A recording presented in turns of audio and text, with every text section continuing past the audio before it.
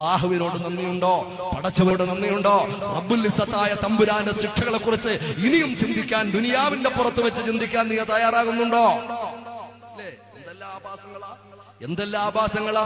മഞ്ഞ കല്യാണവും മൈലാഞ്ചി കല്യാണവും തോന്നിവാസവും പടക്കം പൊട്ടിക്കലും ബാൻഡ് കൊട്ടലും ഇതൊന്നും പറഞ്ഞാൽ തീരൂല. അത് വേറെ വിഷയമാ. എന്റെ വിഷയത്തിലേക്ക് എനിക്ക് കടന്നു പോകാനുണ്ട്. എങ്കിലും പറയാതിരിക്കാൻ, നരകത്തിന് പേടിയില്ലാത്തത് കൊണ്ടല്ലേ അള്ളാഹുവിനെ വെല്ലുവിളിച്ചുകൊണ്ട് ആഭാസമാക്കി കല്യാണമെന്ന നിക്കാഹെന്ന അതിസുന്ദരമായ ഒരവസ്ഥയെ ആഭാസത്തിനോട് അടുപ്പം കാണിച്ചുകൊണ്ട് പൊന്നുമോനെ റോട്ടിൽ വടിത മാർഗതടസ്സം സൃഷ്ടിച്ചുകൊണ്ട് എന്തെല്ലാം പ്രയാസങ്ങളും പ്രതിസന്ധികളുവാ. ഇപ്പൊ സുബ്ഹാനല്ലാഹ് പറയാതിരിക്കാൻ നിർവാഹമില്ല. മുമ്പൊക്കെ ഒരു ഫോട്ടോ എടുത്ത് ഫോട്ടോ ആൽബത്തിൽ സൂക്ഷിച്ചിരുന്നു. പിന്നെ അത് വീഡിയോ ആയി, അതൊരു CD ആയി, ഇപ്പൊ പിന്നെ അതൊരു സീരിയൽ മോഡലായി. ഇപ്പൊ ഒരു സിനിമ ലോഡ് ചെയ്യുന്നത് പോലെ, ഒരു സിനിമ പോലെയാ അന്നത്തെ കല്യാണത്തിന്റെ ഒരു CD പുറത്തിറങ്ങുന്നത്.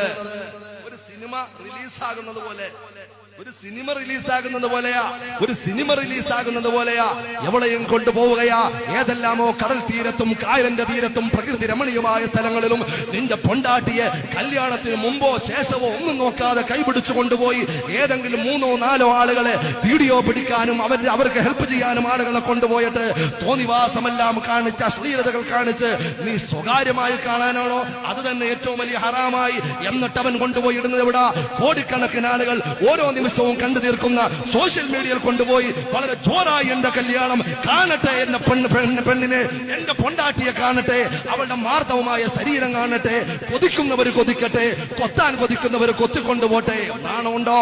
നാണമുണ്ടോ? ചെറുപ്പക്കാരാ, ചിന്തിച്ചു നോക്ക്.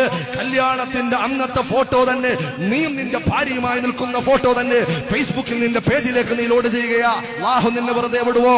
പിന്നെ എങ്ങനെയാ കുടുംബത്തിൽ ഒരു സന്തോഷം ഉണ്ടാവുക? പിന്നെ എങ്ങനെയാ റഹ്മത്തിന്റെ മലക്ക് നിന്നെ ആശീർവദിക്കുക? പിന്നെ എങ്ങനെയാ ആ വിവാഹത്തിലൂടെ കിട്ടുന്ന ഒരു കുഞ്ഞിന് അള്ളാഹുവിന്റെ പരലോകത്തെ കുറിച്ച് ചിന്തിക്കാനുള്ള ഒരു സാഹചര്യം ഉണ്ടാവുക? ഇതൊക്കെ ചിന്തിക്കണ്ടേ? ഇതൊക്കെ പറയുമ്പോ ഉസ്താദെ